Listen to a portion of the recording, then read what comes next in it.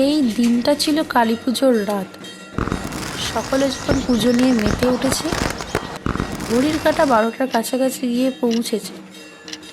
এমন সময় বিশু এবং সুবল ঠিক করলো গ্রামের শেষ প্রান্তে যে পরিত্যক্ত বাড়িটি পড়ে রয়েছে সেখানে গিয়ে তারা এই কালী পুজোর রাতে একটু মদ পান করবে।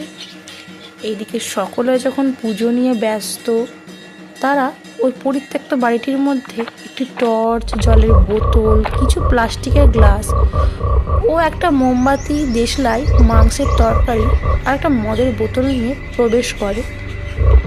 একটা ঘরের কোণে গিয়ে তারা বসলো।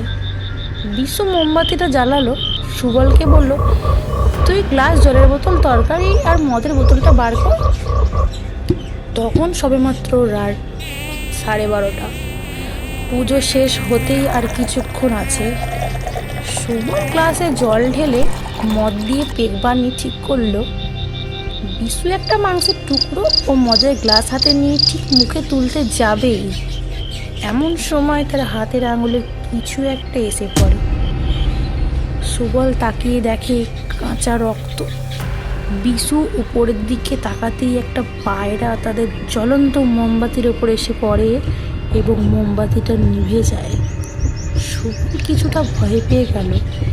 বিশু পুনরায় মোমবাতিটা জ্বালানোর জন্য দেশলাইটা খুলে জ্বালাতেই যাচ্ছে, ঠিক সেই সময় ঘরের ভিতরে একটা দরজা আস্তে করে খুলে গেল।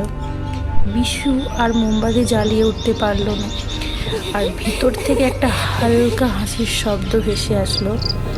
সুবল ভয়ে জ্ঞান হারিয়ে ফেলল। বিশু দৌড়ে বাড়ি ছেড়ে পালাতেই গেল, তখনই পুরনো দরজার চৌকাঠ হোঁচট খেয়ে পড়ে যায়। উঠতেই যাবে, এমন সময় কে যেন ভাঙা গলায় বলল, আমায় তুই নিয়ে যাবি না?